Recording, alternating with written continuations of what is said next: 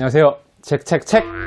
오늘 소개드릴 책은 감정에 대한 책, 바로 내 감정을 읽는 시간입니다. 더 퀘스트라는 출판사에서 나온 책인데요. 더 퀘스트는 익히 들어 아실만한 출판사인 길벗의 인문교양 비즈니스 브랜드라고 하네요. 저도 처음 알았습니다. 일종의 서브 브랜드 같은 느낌적인 느낌? 여러분은 내가 느끼고 있는 감정에 대해 차분하게 한번 생각해 보신 적 있으십니까? 때때로 내 마음 깊은 곳에서 올라오는 분노, 수치심, 두려움, 슬픔과 같은 감정들에 대해서 이러한 감정들 때문에 컨트롤되지 않는 내 감정들로 인해 당혹감을 느낀 적은 있으신가요?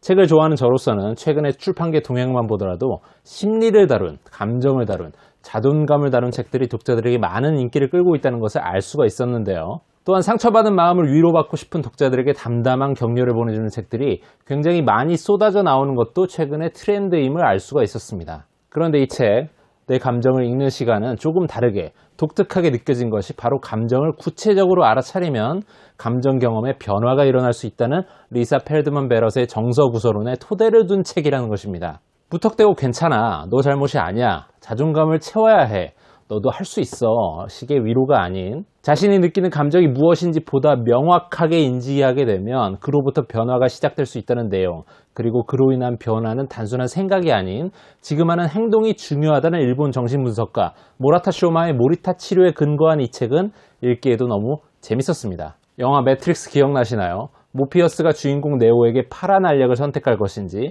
빨간 알약을 선택할 것인지 묻는 장면이 있습니다. 물론 네오는 빨간 알약을 선택해서 허상의 세계가 아닌 세상의 진실과 마주하게 되죠. 이 책의 도입부에도 작가는 재밌게 이 매트릭스의 장면을 차용해서 우리에게 책에 참여할 것을 권유합니다. 고통스러운 감정을 겪고 있는 독자들에게 하얀색, 노란색, 보라색 알약이 있는데 어느 것을 선택할래? 라고 묻죠. 하얀색은 모든 감정이 사라지고 평정심을 유지하게 해줍니다. 노란색은 끝없는 황홀경에 빠지게 만들어주고요. 마지막으로 보라색은 아무런 감정의 변화를 일으키지는 않지만 자신이 느끼는 감정을 더 구체적으로 파악할 수 있게 해준다고 합니다. 그리고 이 책은 바로 여러분이 보라색 알약을 택한 것과 같은 효과를 줄 것이고요. 어떠신가요? 내가 느끼는 감정에 대해서 더 명확히 내가 할 수 있는 경험을 할 준비 되셨습니까? 이 책에서는 크게 슬픔, 그리움, 죄책감, 수치심, 배신감, 원망, 분노, 두려움 등의 감정에 대해서 우리가 보다 더 감정을 명확하게 들여다볼 수 있도록 실제 사례나 명작 영화들을 통해서 잘 풀어 설명해주고 있습니다. 특히나 영화를 소재로 삼아 감정을 풀어 설명하는 부분은 우리가 유튜브로 만나볼 수 있는 그 어떤 영화 유튜버보다도 훨씬 실감나는 흡입력 있는 문장을 작가는 선보이게 됩니다. 이러한 대목에서 정말 시간 가는 줄 모르고 소설책을 읽듯이 휘리릭 읽게 되었고, 이는 보통 심리를 다룬 서적이 어려운 이야기들이 많아 지루한 것과는 대조적으로 이 책만의 정말 장점이라 볼 수 있겠습니다. 책을 읽으며 맞닥뜨렸던 제 자신과의 감정을 부끄럽지만 한번 말씀드려볼까 합니다. 바로 분노에 관한 것인데요. 제 자신도 모르게 제 안에 사회생활을 하며 쌓였던 분노의 감정들이 있었던 것 같습니다.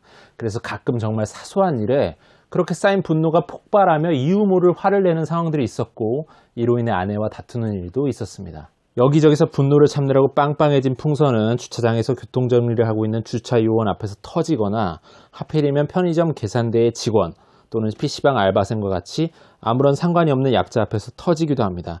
뜻하지 않게 갑자기 소리를 지르거나 욕을 하고 분노를 터뜨리기도 합니다. 그렇게 터지지 않게 하려면 평소에 풍선의 바람을 피시식 빠져나오게 하는 것이 필요합니다.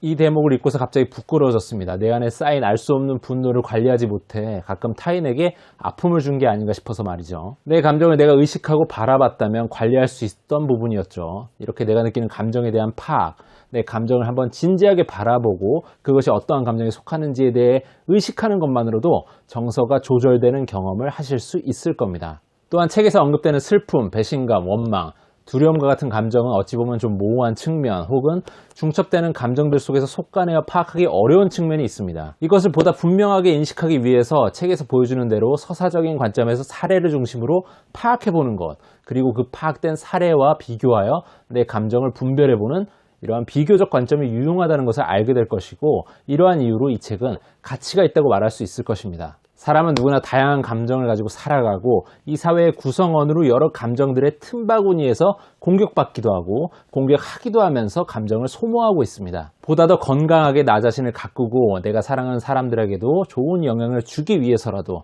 내가 느끼는 이 감정이라는 것에 대해 이 책에서 보여주는 깊이 있는 사례를 통해 비교하여 파악해 보시는 것 어떨까요?